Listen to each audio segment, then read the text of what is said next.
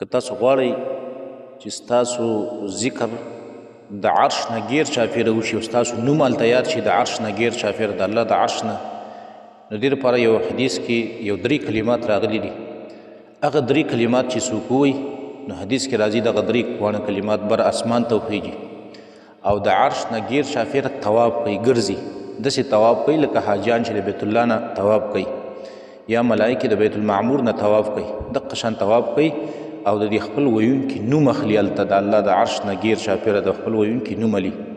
حدیث کې راځي فعن نعمان بن بشیر رضی الله تعالی عنه قال النبي صلی الله علیه وسلم، نعمان بن بشیر رضی الله تعالی عنه فرمایي رسول الله صلی الله علیه وسلم فرمایي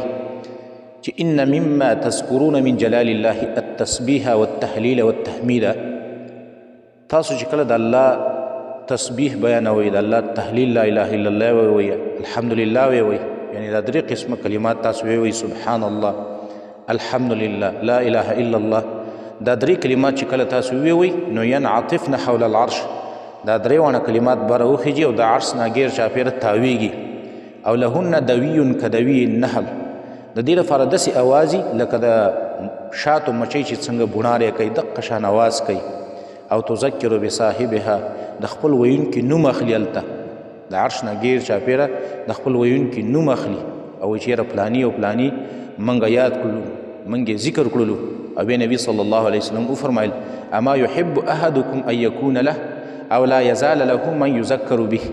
نبي صلی الله علیه وسلم ستاسو کې د چا دا خوښه نه ده چې د هغه دغه شان تذکره د عرش نه غیر چاپېره وشي. او دا حدیث امام احمد راوړی دی او الباني شیخ الباني ورته صحیح حدیث ویلی دی. نو دا 3 ذکره چې سبحان الله، الحمدلله، لا اله الا الله، دا داسې اذکار دي چې دا بره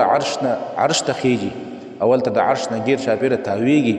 او په دې تاویدلو کې د خپل ویونکي نوم اخلي. که غواړئ چې ستاسو نوم هلته د عرش نه غیر چاپېره ذکر شي او یاد شي نو دا کلمات ډېر او دا ذکر ډېر کوئ چې سبحان الله والحمدلله ولا اله الا الله.